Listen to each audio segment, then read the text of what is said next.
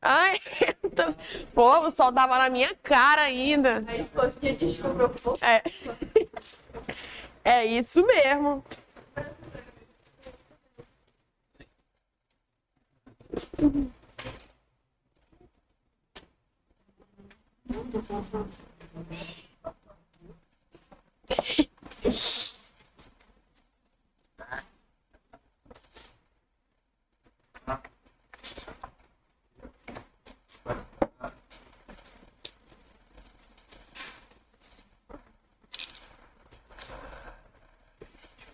Vamos lá para mais uma série.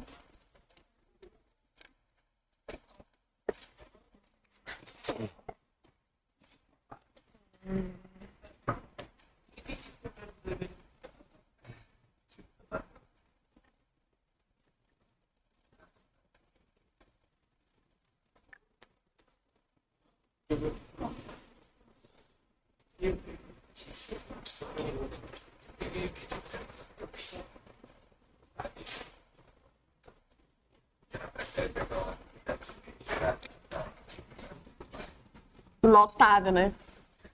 Que é melhor, né?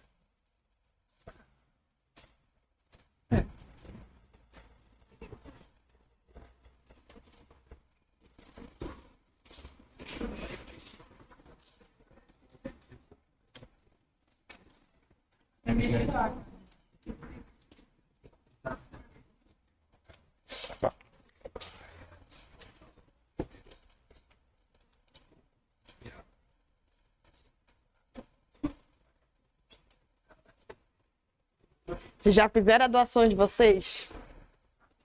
Então, ore. Quem não doa, ora. É, tá triste, né? Eu tô vendo que o quilo do arroz vai aumentar. Eles são os produtores nacionais de arroz. Tá, que o quilo de arroz a 7 conto. Ah, não, 7 já tá, né? 10 conto, eu acho que vai estar. Felizmente, né?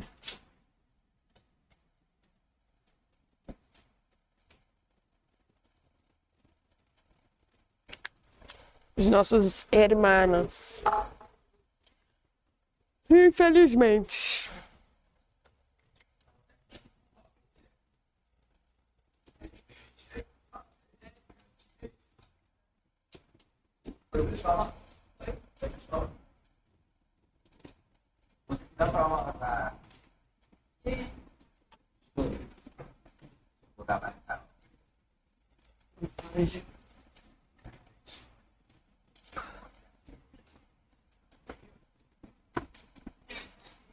Já curta distância.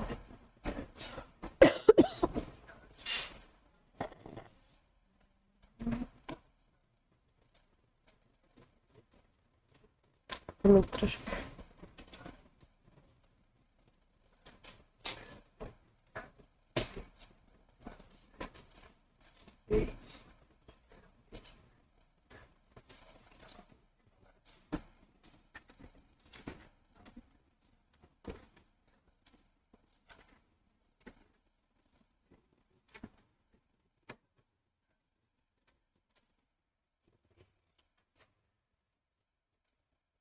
Hidrofiar.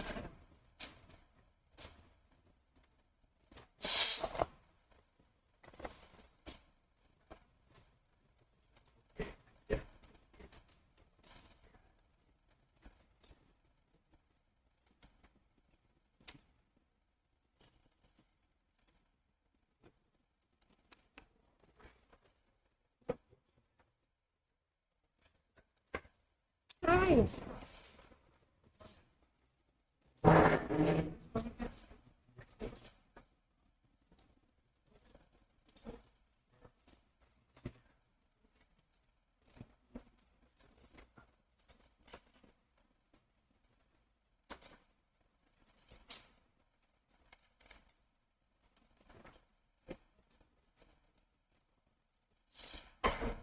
Ui.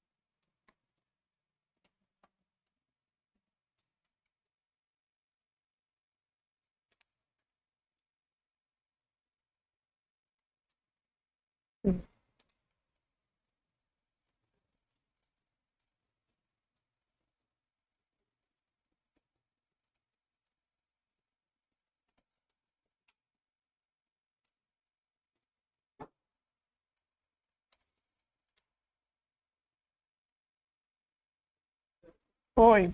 A senhora, acho que a senhora gosta mais da sua vida agora, já depois de faculdade trabalhando, ou quando a senhora era adolescente?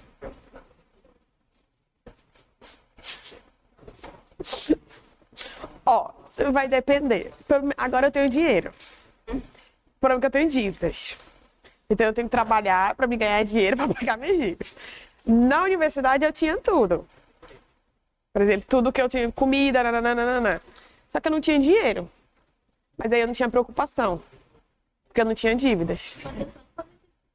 O problema é não fazer dívidas. Tá aí a resposta, é não fazer dívidas. Só que se a gente não fizer dívida, a gente não vai a lugar nenhum. Uma dicotomia da vida, não sei.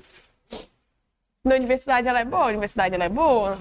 Proporciona ter um leque de oportunidades, né? Conhece pessoas novas. Né? Por isso que eu digo, namoro na escola vai terminar quando chegar na universidade. Vai terminar. Vai. Pior que... vai. Depois que a dele começar, assim, principalmente se for na UFAM, né? Porque na UFAM, todos os cursos estão numa única unidade, né? Exceto da medicina, né? Que tu vai dentro, mas a maior parte tu vai fazer lá, ali no Adrianópolis. A UEA não, a UEA tá muito fragmentada, né? Tem um polo no centro, um polo ali, um polo pra cá. Então, assim, por exemplo, se for pra tecnologia, tu só vai pro polo de tecnologia, vai ficar com aquelas mesmas pessoas. Lá na UFAM, não. Na UFAM tá todo mundo junto, tecnologia, direito, licenciaturas, biologia, farmácia, todo mundo no mesmo bolo. Então assim, tu vai ter contato realmente com muitas pessoas. E aí tu conhece. Por isso que eu tô falando, se tu for fiel. Aí sexta-feira tem a sexta cultural, né? Aí tu vai pra sexta cultura. Para. Ainda bem que o filme não dá pra cá, né? É muito difícil um relacionamento durar na universidade, olha. Tem que ser fiel, tem que mostrar que você é fiel. Tem. Ficou preocupada. É melhor pra ir pro EAV, então, né? Mas ó, e outra, tu vai arranjar o teu futuro marido na universidade. Ou esposa, né, na universidade. Tá aí, ó. É certo. O ideal é pegar lá do 8º período, tá? Porque ele já tá finalizando, ele já vai trabalhar, já vai ter um carro pra te buscar. Não é também, né? Mas eu acho que a probabilidade não é de acontecer menos, né? Não foi porque tu passa o dia lá mesmo. Às vezes ela te força a passar o dia. Às vezes, por exemplo, assim, na hora do intervalo, tu vai lá no... Eu não sei, eu sou das antigas, né? Então eu chamo, não sei como é a nomenclatura agora. É o que a gente chama de, lá nos centros de convivência do RU. Mas tem um nome atual, que eu não vou lembrar. Oi? Só que é um espaço, como se fosse uma área enorme. Bem grande. Aí tu vai lá, tipo, tem um pessoal dançando uns negócios de K-pop. Aí do nada tem um pessoal que bota aquele óculos que fica tchá. Não, também tem esse povo, você é mais escondido. Aí às vezes tu fica lá. Aí tu fica lá, tipo. Aí depois do almoço eu vou pra casa, né? Aí tu senta lá, joga o dominó. 4 horas da tarde. É isso, centro. CDC, lembrei, Centro de Convivência. CDC do, sei lá, com aqueles... Eu sou das antigas ainda.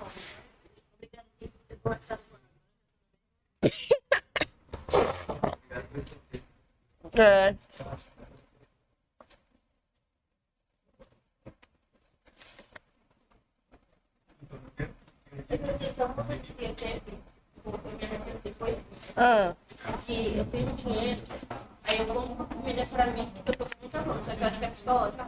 Porque depois que eu como, eu nem tava com tanta fome assim, dinheiro na minha conta.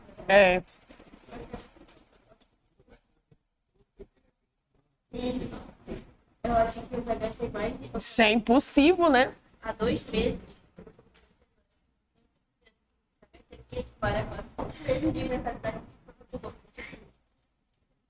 Muita besteira.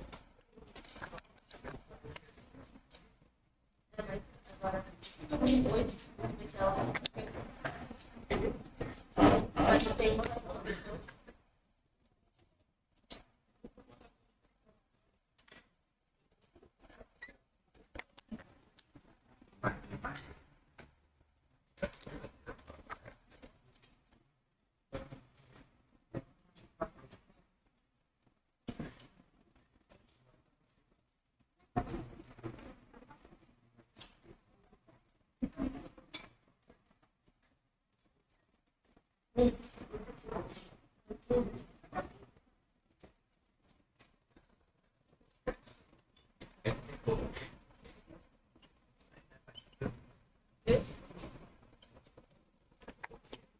O quê? tá correto. Coceira da... Sananana. Aí essa música engata na cabeça, né? Sananana. Da trend lá do... Ai, essa música... Eu só vim por causa da Juliana Paz. Pô, zerou a trend, né?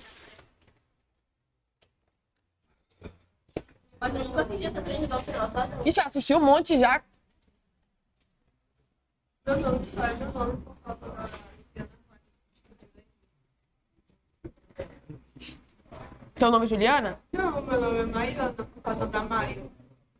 E o que a tua mãe fez pra botar um Ana no final? Brasileirou, né?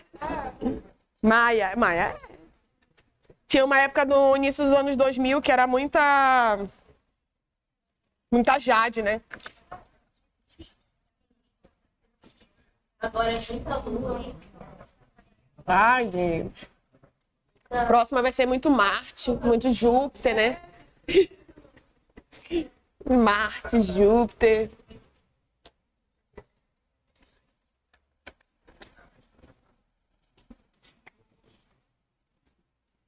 Eu acho que eu não vou poder falar hoje, não. Você foi lá. Digamos, a gente é que não é. Eita! Que moeda.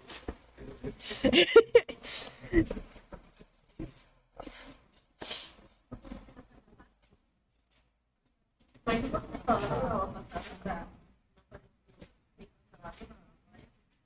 É. Alex, prática, não vou falar.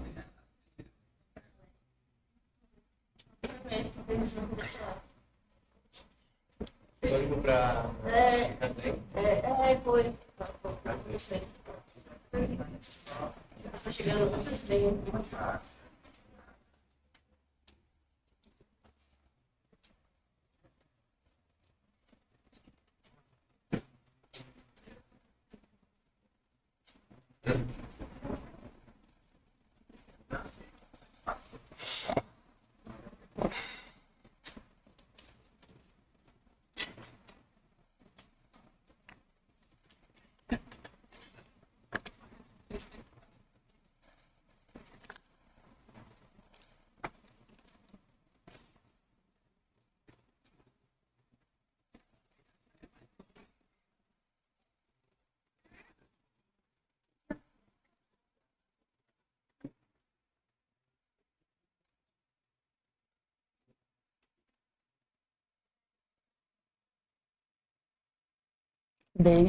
Flores.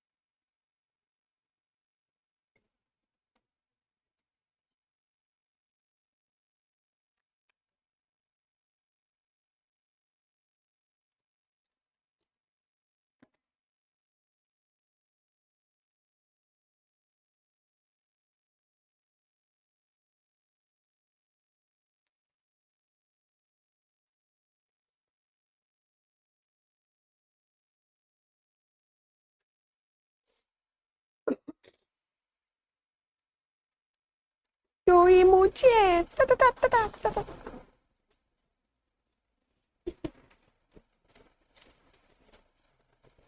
Espinha de peixe, que mais?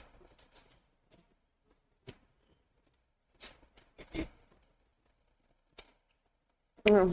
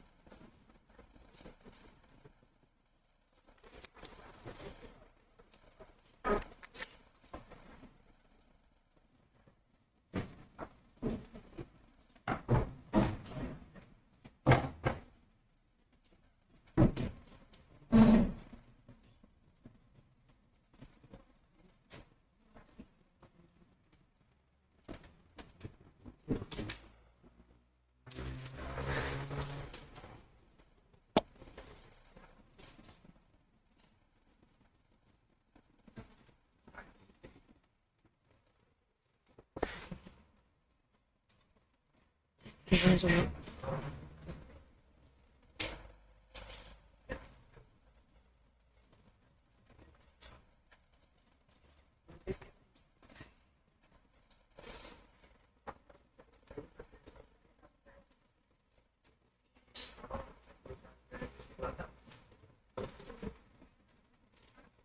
64.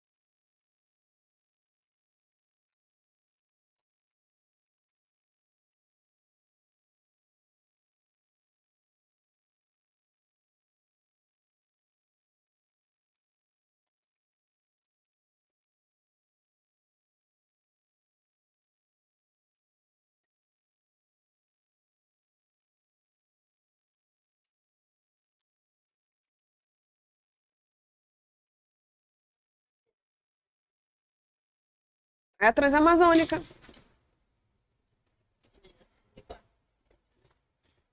Ah, essa aqui que quando a pessoa quer ir para São Paulo, ela pega essa rodovia, ela vai até Porto Velho e Porto Velho pega a estrada.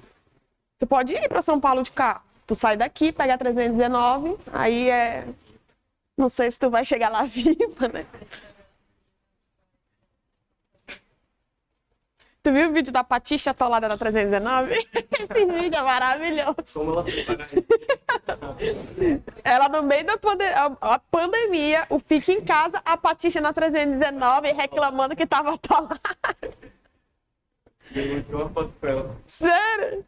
Eu tava lá eu tava passando, indo merendar lá na Praça do Caranguejo, aí a Patixa, menina com o vestido bem aqui, com o microfone. Eita, porra, essa daí tá muito doida. Ela tem público muito violento. Tem, maravilhosa. Não dá pra saber que ela vai fazer. Ela deve ganhar dinheiro, mas eu acho que não repassam pra ela. Né? Ela ganha dinheiro, porque não faz de graça, né? Digital influencer, olha aí, ó, tá perdendo pra Patixa. É verdade. Eu vou mostrar, eu acordando 5 horas da manhã pra vir pra cá, depois indo pra escola e depois... Não, tu tem que melhorar a tua rotina. Hoje eu chamo de qualquer coisa, né? Não, e eu Tem que... que ela tá ficando famosa, ela tá aqui. Ela filma todo dia, ela não pilotada, não vou fazer. Eu também. Estou aqui no 640. É, tipo... Aí eu botei que é sim, não. Aí a frequência de vocês.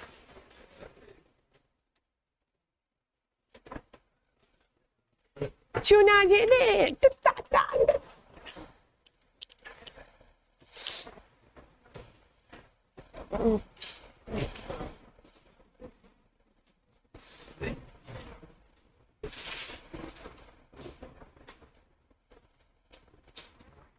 Prova é mês que vem, né? Surtos, muitos surtos. É, né? Eu vou me cadastrar lá, não for pra ver se eu vou ser fiscal. Se eu for, se eu estiver na minha sala, eu só vou lá, ó. Aí a senhora vai assim, cara, que tá minha. É. Essa aqui eu estudei. Não, se bem que vocês vão fazer o primeiro, né? Mas mesmo assim, não importa. Oi? O que precisa? Esse é ex-alunos alunos ou ex-alunos da UFAM. Porque lá quando tu chega lá, ele vai abrir, como já tem cadastro, né, do e-campus, e aí quando eles abrirem, tu faz só teu cadastro lá, deu uma atualizada, e aí tu pode ser fiscal mesmo sem estar formado, e depois que tu se formar, tu consegue ainda continuar. Não, existe um treinamento, tipo, treinamento é 5 horas da manhã. É, tipo, mas como eu já sei, já fui várias vezes fiscal, desde a época da graduação, aí às vezes eu tô assim. Só que eles exigem que tu esteja lá cedinho. Porque as provas são 8 horas, né? Uma coisa assim? É. Então precisa que o fiscal esteja bem cedo lá na escola. Como eu tirei que eu fosse mensário das eleições? Eu falei que eu vou ganhar. Nada. Reconhecimento. Não, ela vai ganhar desde o testado e mais pontos de não sei o quê. Por que eu te jogo, né? Fica triste. Assim, e o dinheiro? Nada. Ai, Deus. Mas comédia.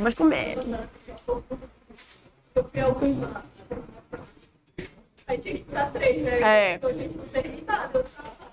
Ai, não. Na época, né, quando eu fazia a prova na faixa etária de vocês, quando chegava, olha, e quando eu via que tinha bem pouquinho, ai, entregue. Deus cuida, né?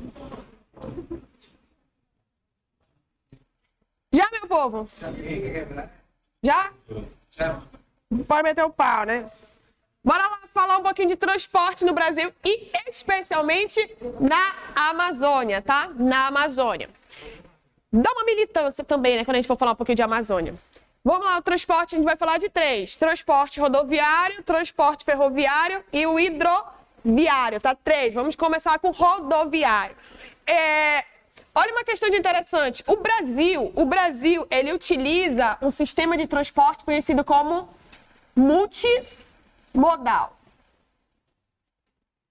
Por quê? Porque a gente tem uma modalidade que é rodoviário, ferroviário, outra modalidade, hidroviário, outra modalidade. Então, o Brasil utiliza 3 modalidades, tá? Sabia que para chegar o produto da Shopee lá na nossa casa, ele passou muitas vezes por 3 modalidades, tá? 3 modalidades. Então, pense o seguinte, para chegar lá, sei lá, um fone de ouvido, o que consiste? Embarcação até ali até mais ou menos a região do Paraná. Chega no Paraná, você pega muitas vezes estrada, tá? E ele pode utilizar 2, mas ele pode utilizar 3, por exemplo. Ah, ele vem de avião, chegou em Curitiba, chega na região de Curitiba, ele pega mas ele pega uma rodovia e vai até mais ou menos a região de São Paulo ele pega um voo, aí ele chega aqui até Manaus, tá? Muitas vezes os produtos que vêm da Amazon, né, ou da Mercado Livre, fazendo propaganda, Amazon e Mercado Livre, eles utilizam muito modal viário, né, porque é mais fácil. Então, às vezes, você compra na Amazon, na outra semana tá aqui. Então, se fosse hidrovias e rodovias, demorariam muito, né? Mas só para vocês entenderem que nossas cargas de transporte não somente transporte de mercadorias compradas, mas como combustível e alimentação, o Brasil utiliza várias modalidades. Por que o Brasil utiliza várias modalidades? Diminuição disso aqui, ó, pessoal. Custo do frete, tá? Muito custo do frete. Só para vocês entenderem, ó. O rodoviário, a vantagem dele ser utilizado é para curta distância. Lembra que o Brasil é um país que tem mais de 8 milhões de quilômetros quadrados, não é isso? O Brasil é quase todo o território... Deixa eu desenhar ele rapidinho. Quase todo o território da América do Sul. Agora imagine você saindo daqui, do extremo até o extremo do Nordeste. Caraca, de uma rodovia. Vai demorar muito. Olha, imagine o seguinte... O caminhão, ele leva mais ou menos quantos contêineres? Segurança. No máximo, ele leva 3, não é isso? No máximo. Se ele botar o 4 ali, quando ele fizer a volta, corre risco de tombar. Então, no máximo, ele vai levar 3 com segurança. Você tem gasto com o quê? Com a gasolina, com a alimentação do cara. E muitas vezes, numa distância dessa, o pneu já foi. Ele vai precisar passar no mecânico. Então, é muito, muito gasto para aquele trabalhador, simplesmente para aquela empresa, para deslocar um produto a longa distância. Então, se utiliza muito o transporte rodoviário para curtas distâncias, tá? Entre estados, mais ou menos, sai daqui e vão para esse estado de cá. Quando eu tenho um transporte que precise cruzar quase toda a extensão do território brasileiro, aí a gente utiliza várias modalidades para diminuir o custo do frete, tá? Então, ele é ótimo, a vantagem dele é para curta distância. Por isso que ele precisa ser complementado, ou com transporte ferroviário, ou com transporte hidroviário. Ou os três juntos pode ser, tá? Os três juntos. Vamos lá, falar um pouquinho da evolução das rodovias no Brasil. 60% de todas as cargas, né, de tudo que a gente consome, desde combustível até alimentação, depende do transporte rodoviário. Então, ou seja, a gente tem uma dependência do transporte rodoviário? Sim, tá? Por isso que quando aumenta a gasolina, tudo aumenta, não é isso? Gasolina. Tudo aumenta, tá? Tudo aumenta. Por quê? Porque já que nós somos dependentes desse transporte rodoviário, nós somos dependentes da gasolina, traduzindo do petróleo, cara. Aumentou o preço do barril de petróleo, aumentou a gasolina, aumentou tudo, tá? Aumentou tudo. Bora lá, dependente, 60% dessa carga de transporte. E ao longo dos anos, principalmente dos governos, nós tivemos alguma política de integração regional, tá? Primeiro foi a famosa Marcha para o Oeste, idealizada ali no governo de Getúlio Vargas, tá? Ali, por quê? Porque ele inicia o processo de industrialização. Então, ele movimenta a ocupação do nosso território. Lembra que nós temos uma ocupação mal distribuída, que consiste mais aonde? No litoral. Quando a gente interioriza o território brasileiro, eu tenho um território que é fracamente povoado. Para estimular a ocupação territorial, ou simplesmente para estimular esse fluxo migratório para o interior do Brasil, eu preciso de, no mínimo, o quê? Infraestrutura. O que é esse, no mínimo, infraestrutura? Rodovias, para facilitar esse acesso, tá? Só que era uma questão interessante. A expansão da malha rodoviária só consistiu no período de JK, tá? Só foi no período de JK que eu vou ter uma expansão dessas rodovias, abertura de rodovias. Sabia que foi ele que mandou construir a rodovia que liga São Paulo e Rio de Janeiro, presidente Dutra? Foi ele que mandou construir. Os estados estão aqui, ó, um grudado com o outro, bem grudadinho. No governo do Dutra? Não, já tinha. Sei lá. Pode depois ter coisa, mas foi ele que mandou abrir a rodovia para Os caminhoneiros ficavam chateados comigo. Então, se eles fossem fazer esse trajeto aí, tipo, até o Nordeste, eles iam descobrir que eles estavam transportando alguma coisa que eu comprei, e depois eles contam um monte de pontos. Eu comprei um dia desse sapato por R$20 e era 60 e pouco, porque eu apliquei um monte de pontos. E se chover e tu botar esse sapato na chuva? Será que ele escola? Por R$20. Eu gosto. Por R$20, né? Quer que eu sim? O quê? Não, eu peguei. Sexta-feira. Agora eu quero, Du, eu quero. Daqui na nossa cidade de Rio, porque sexta-feira eu consigo comprar um cupom de 7 reais. Esqueci a porcentagem. Eu sei que daqui pra lá dá R$7. Aí entra lá, mandou construir, depois renomeia o nome. Lembrei. É igual a nossa. A nossa 319, só que o nome dela não é 319. Eu tô tentando lembrar o nome do cara. Qual é o nome do cara da ponte? Felipe Dal. Rodovia Felipe Dal. Pegou o mesmo nome da ponte. Tem? Shopping Felipe Dal, é? Não sei, não lembro. Expansão da malha rodoviária, principalmente aonde no governo de JK, tá? O governo de JK, ele expandiu. Por quê? Porque ele tem abertura ao capital das multinacionais, não foi ele que introduziu? Então ele abriu as portas ainda das multinacionais para cá. Como é que ele vai abrir as portas das multinacionais rodoviárias, ou no caso de criação de montadoras de carro, se no Brasil não tem uma malha rodoviária? É uma coisa meio que estranha. Como é que ele vai colocar uma montadora em São Paulo? O cara vai comprar em São Paulo, mas ele não consegue chegar no litoral paulista ou no litoral do Rio. Então ele precisa de o quê? Estimular a criação de uma infraestrutura para facilitar compras de carros, tá? Então, nesse modo, a abertura do capital estatal. Lembra que o JK, ele tem um capital numa tríade, não é isso?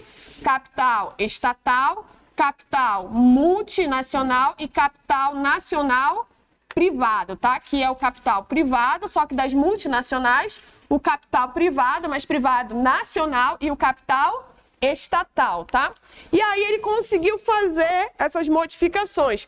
Mas a integração, tá? A integração total do território brasileiro só vai acontecer no período do governo militar, tá?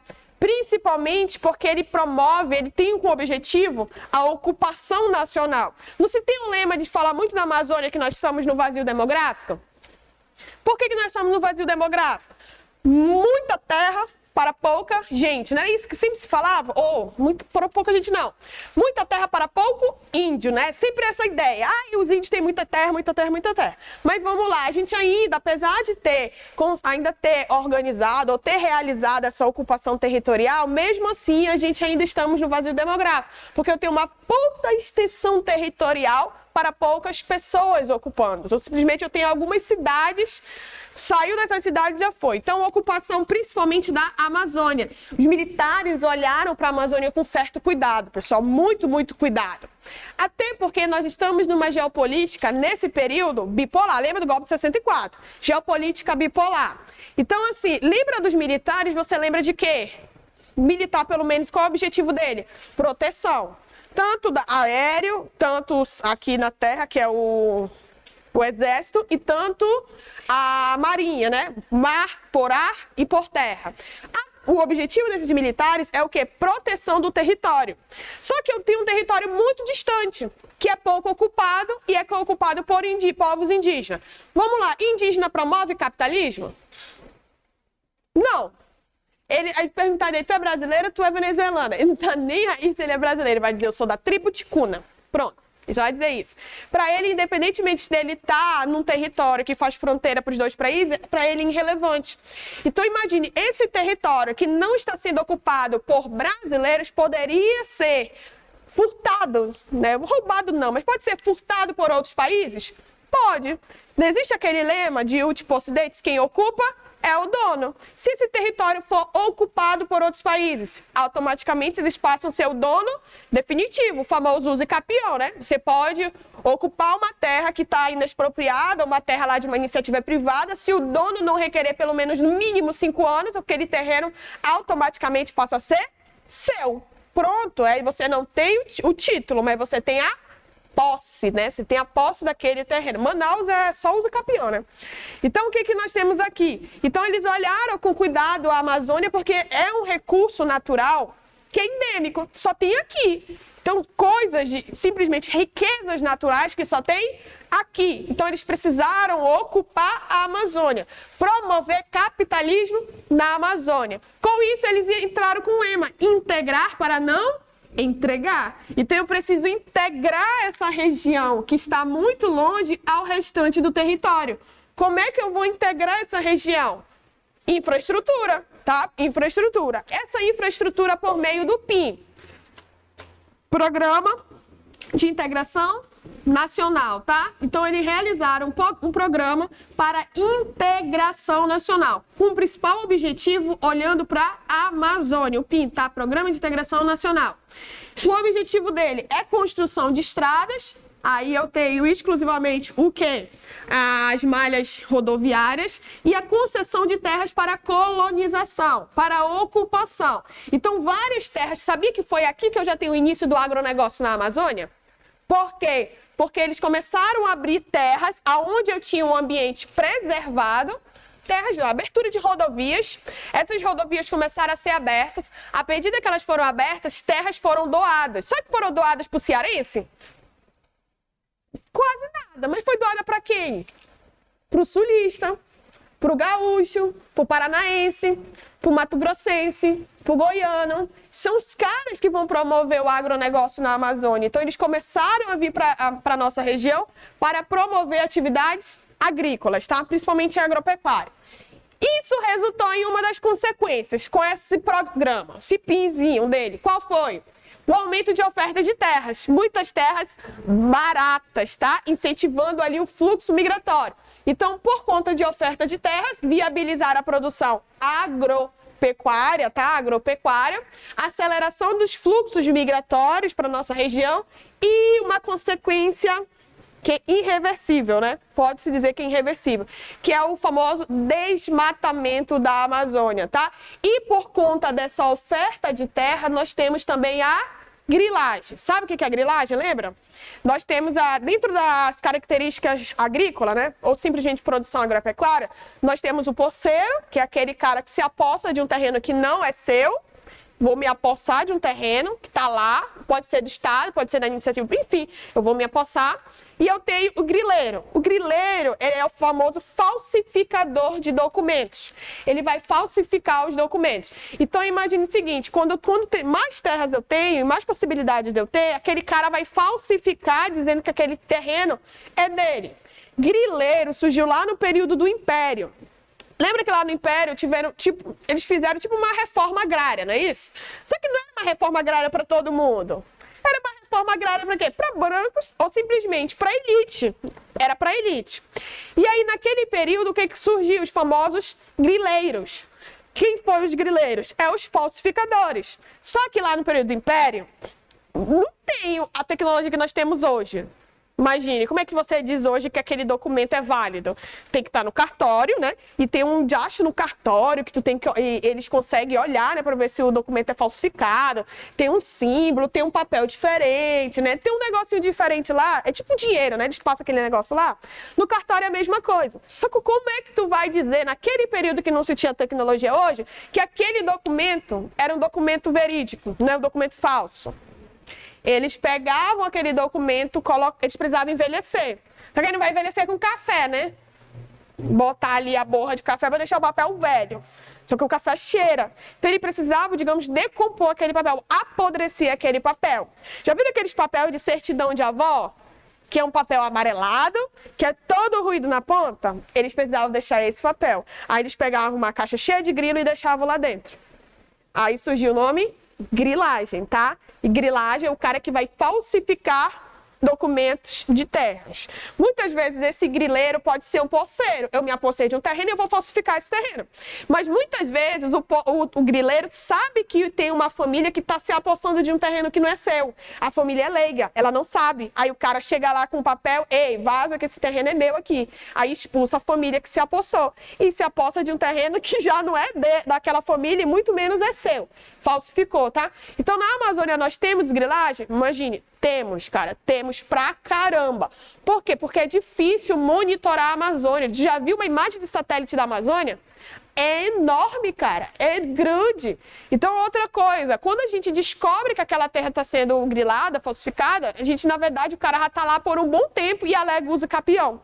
Por que a gente não descobre? Porque a gente tem uma cobertura vegetal tão densa, que a gente não sabe o que está passando lá por baixo. A gente vê o que está por cima, que é a árvore que está intacta. Mas por baixo ninguém vê o que está acontecendo. É muito difícil, né? Por isso que existe uma política muito voltada para a questão de drogas na Amazônia. A principal porta de entrada de drogas colombianas na Amazônia é a Amazônia. O colombiano não está na Amazônia também? Tá, ele consegue, ele sabe como é a dinâmica da Amazônia. O cara que está passando, imagina, satélite passa, ele vai pegar os caras que estão no meio da floresta? Vão nada. Principal porta de entrada no Brasil, tá? É pela Amazônia, pelo famoso tráfico de drogas, é o ópio, né? Vamos dizer que é o ópio. Bora lá. Então, o que nós temos? Ocupação, enfim, desmatamento. Olha uma questão interessante. As estradas é o principal vetor de quê? De desmatamento na Amazônia, tá? Por quê? Porque nós temos um estilo. Olha aqui uma questão bem interessante. Nós temos duas formas de cidades na Amazônia. Nós temos as famosas cidades anfíbias. Já ouviram falar de cidades anfíbias? O que é um anfíbio? Isso, que ele vive na água, vai para a terra, né? Aí as nossas cidades é assim, Careiro da Várzea, 6 meses na terra e 6 meses dentro d'água. Então, cidades que são adaptadas ao sistema de cheia e de vazante, tá? Por isso que, ó, por exemplo, o que aconteceu lá no sul do Brasil? É óbvio que foi uma catástrofe que já foi...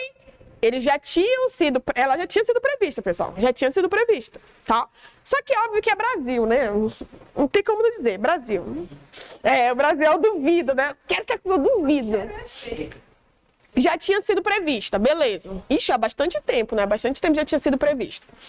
Só que aí, quando a gente olha para cidades de Canoa, Porto Alegre, são cidades que estão na borda de um canal. Na borda. Só que são cidades consolidadas, tá? Consolidadas. Então, ou seja, se o canal transbordar e entrar na cidade, o que aconteceu, a casa não vai flutuar. Mas em Anori, por exemplo, chega em Anori, o rio encheu, a casa vai o quê?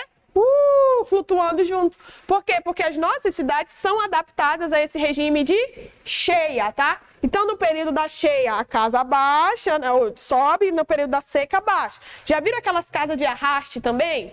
Que às vezes o cara constrói uma palafita enorme, que aí tu tem que subir na escada, só que o canal tá enchendo tanto, ou tá desmoronando, que eles puxam a casa para trás. Eles vão arredando a casa para trás com tudo que tá dentro. Tudo tá dentro, só vão puxando ali um monte de baixo e vão puxando a casa. Só para vocês entenderem, são adaptados. Um tipo é esse. O outro tipo é as estradas, tá? A famosa espinha de peixe, tá? Típico de Amazônia. O Pará, o que mais tem, pessoal, é esse tipo. Altamira foi construída ao longo de uma rodovia que foi a mesma coisa. Por que nós temos espinha de peixe? Imagine que eu tenho aqui a famosa 230, que é a Transamazônica. Os governos mandou abrir uma rodovia. À medida que ele manda abrir uma rodovia, paralela a essa rodovia, o que nós temos? Paralela não, perpendicular, né? Perpendicular a essa rodovia, eu tenho abertura de estradas, que a gente chama de vicinais não oficiais. Por quê? Porque elas não foram abertas pelo governo. Simplesmente foram abertas pela população que vai lá ocupar. Então, a abertura de uma rodovia oficial, à medida que eu tenho a abertura dessa rodovia, nós temos essas rodovias, não rodovias, essas estradas perpendicular a essa rodovia, dando início à famosa espinha de peixe, tá? Então, eu tenho aqui uma principal e outras vicinais não oficiais, tá? Então, olha uma questão interessante. Quando a gente sempre fala de Amazônia, é isso que os ambientalistas tentam impedir. Por quê? Porque toda vez que eles falam vai abrir estradas, automaticamente vai abrir o quê? Mais ruas, mais vicinais, causando o quê? Desmatamento, tá? Então é esse o objetivo, né? Que sempre fala na famosa 319. Lembra que no período da pandemia, isso causou um impacto muito grande para nós? Por que foi um impacto muito grande? Porque os principais... esqueci o nome daquele negócio lá. Do ar. Como é que é o nome? Do cilindro. Oxigênio, o cilindro de oxigênio, né? Por exemplo, para o governo federal mandar os cilindros de oxigênio para cá, ele não podia mandar por estradas, porque a gente já não tinha. Vocês sabiam que chegou mais rápido o cilindro de oxigênio da Venezuela do que do governo? Por que chegou mais rápido? Porque o Maduro queria? Não, óbvio que não. Simplesmente porque a gente tem uma rodovia, a 174. Então eles saíram numa rocha. Chegou aqui, óbvio que a distância é muito menor, né? Mas só para vocês entenderem a importância de uma rodovia. Pessoas que precisavam de oxigênio lá em Quari. Aí tu vai mandar, ou tu manda por avião, que é uma questão emergencial, ou tu manda por rio. Tem estrada? Não. Mas já pensou quanto tempo vai chegar lá por rio? É quase mais de 24 horas. O cara vai, peraí que eu vou esperar as 24 horas chegar. Não, não dá, cara. Então existe uma importância logística em implementar rodovias, tá? Só que aí entra numa questão ambientalista na Amazônia. Existem vários monitoramentos disso na nossa região. Óbvio, o uso de imagens de satélites. Mas existe uma que foi implementada na 174. Já foram a Boa Vista? Quem já foi a Boa Vista, você passa numa reserva. A reserva Uamiri-Atuari. O que tem? A abertura de uma rodovia enorme, bora aqui Boa Vista. No meio dessa, maior parte dessa rodovia, você tem uma reserva indígena. A reserva indígena conteve o avanço do quê? Do desmatamento. Por quê? Porque você vai ter desmatamento aqui ao longo da 174 até mais ou menos Balbina. Depois de Balbina, entrou na reserva, você não tem desmatamento, nem tem nada, né? É até bonito quando você passa de dia que as copas das árvores estão fechando assim, ó, fica aquele corredor lindo, né, das árvores, é maravilhoso. Por quê? Porque a reserva é uma área de proteção para uso exclusivo dos povos indígena, você não pode destruir. E você, quando sai da reserva, tu já vai sair em Boa Vista, tu já está em Rorainópolis. Ou seja, é um longo percurso enorme, não lembro quantas extensões, mas é um grande percurso em que você tem ali uma área de proteção. Por que eu não implemento em outras rodovias também, né? Vou passar uma rodovia aqui, mas no meio eu vou implementar uma área de unidade de conservação ou uma terra indígena, que aí contém um avanço, tá? Aí tu consegue viajar para diversas partes do Brasil, é integração, né? Mas aí, lembra que na Amazônia existe um cartel, não é isso? Mas qual é esse cartel? Portuário. Tu acha que quando construiu a ponte, muita gente chorou, né? Porque eles faziam o translado Manaus-Iranduba. Deixou de fazer porque agora tu faz de carro. Então existe uma questão portuária muito complicada aqui na nossa região, tá? Todos assinaram? Pronto. Isso. E aí, tudo bem, né? Não, falta aqui. Beleza. Principais rodovias na Amazônia. Só para vocês perceberem, tem poucas. Isso, federais, tá? Nós temos rodovias estaduais, sim. Só que também são poucas. A maior parte das rodovias consiste no Parazão, tá? No Pará. Por isso que a maior taxa de desmatamento é aonde? No Pará. Óbvio que os anos anteriores o Amazonas estava ali no top, né? Mas aí a gente entra, sabe, por outra cosita. Mas vamos lá, principais. A 174, Manaus, Boa Vista e Boa Vista, Venezuela. A 230, que é a famosa Transamazônia, que liga o Nordeste, ou seja, a maior parte da Amazônia legal. O objetivo dessa Transamazônica, que ela não está na sua totalidade completa, só vai mais ou menos a Santarém. Tu consegue cruzar o Pará inteiro. Tu sai de Santarém, tu chega em Marabá, e Marabá tu chega em Belém. Tu consegue cruzar todo o Pará numa única rodovia, tá? O objetivo dessa rodovia é conectar até o nosso estado a Benjamin Constant.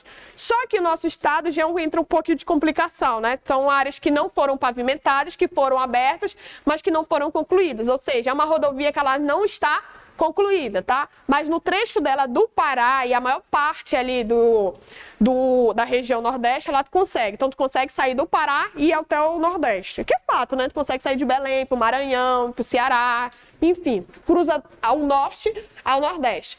A outra, que essa daqui é briga dos ambientalistas, a famosa 319, Manaus, Porto Velho. E Porto Velho, tu consegue cruzar todo o Brasil, né? Tu sai de Porto Velho, tu vai para São Paulo, pode ir para Brasília, enfim. Então, Manaus, Porto Velho, a nossa queridinha 319, que é uma briga e jogada política, tá? Por quê? Porque ela já está aberta. Qual é o problema dela de asfaltar? Se ela já está aberta, ela está desmatada.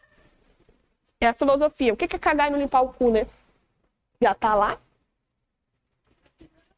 Já está aberta. Você consegue cruzar ela toda. Você consegue sair de Manaus e ir para Porto Velho. O problema é no período da cheia. Por quê? Porque nós temos forte chuva. Só que ela ainda está no barro. Trechos dela está pavimentado, trechos não. Então, quando tem forte chuva, aquele barro se mistura com aquela água, virando aquela lama, aquela grama grudenta. Aí, na hora que o carro vai passar ou o caminhão vai passar, ele fica o quê? Atolado? Aí ele vai ter que esperar o cara desatolar. Enfim, é uma jogada, isso é questão mais política, tá, pessoal? Quem fala, os ambientalistas alegam, né, que a questão tá, mas o problema é que ela já tá aberta. Se ela fosse para ser aberta aí, tudo bem, mas ela já tá lá. Só pavimento. Enfim. Outra é a famosa 364. Essa daqui é muito importante, pessoal. Importantíssimo para a integração nacional, principalmente das exportações das famosas commodities. Por quê? Porque é ela que vai cruzar o Brasil inteiro até chegar na Amazônia, até chegar no porto de Itaqui, lá no Parazão, para as exportações. Então, ela vai de Cuiabá a Porto Velho. Porto Velho já tem a hidrovia do Rio Madeira, que a gente vai falar. Hidrovia do Rio Madeira, depois a hidrovia do Rio Amazonas, chegou lá no Parazão, exportação, tá? Por que ela é importante? Porque ela carrega a maior parte da nossa produção de soja e de minério, tá? Principalmente os grãos voltados para a produção de soja, tá? Então, botou uma importância aí, é a rodovia Cuiabá-Porto Velho, tá? exportação das nossas produções de minério do Centro-Sul e exportação de grãos de soja da região do Centro-Sul, tá? Aí chega aqui em Manaus, pega os grãos que vem de Boa Vista, coloca lá na embarcação.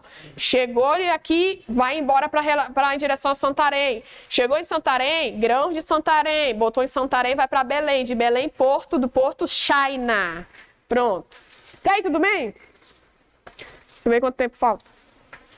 Então vamos descansar. De boas, né? Diga.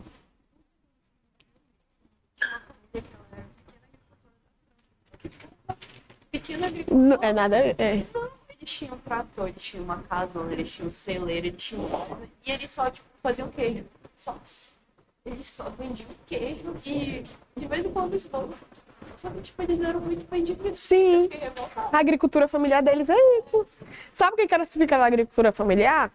É porque é a família só que trabalha. Só que muitas vezes é a família, aí ele contrata uma ou duas pessoas para ajudar. Pronto. Aqui no Brasil já é outra diferença. Quando a gente fala de agricultura familiar, Você pequeno produtor lá é muito. é o cara que vai ganhar. É o cara que vai produzir. Aqui é o pequeno agricultor que menos ganha. É o que mais lascado. E é o que mais produz alimentação pra gente. É muito diferente. É porque lá existe uma política pública voltada exatamente para esses pequenos agricultores. Aqui no Brasil, não. A gente já incentiva aquele cara grande. Eles não tinham uma grande quantidade de terra, mas eles tinham uma terra. Suficiente para a sobrevivência da família. Eles só vendiam queijo. Desenvolvida, né? Então, mas é isso mesmo. E eles têm ajuda do governo, ajuda que a agricultura familiar absorveu a mecanização do campo. Agora tu vai na agricultura familiar brasileira para ver se tu absorveu a mecanização. Não absorveu. No máximo, o cara da várzea, ele ganhou um motorzinho do governo. Porque o governo fez parceria com a empresa privada para produção de motores. O Amazonino tava vivo, o pessoal inteiro falou que bota nele porque ele dava inchada. É isso mesmo. Não, aí depois ele deu motores.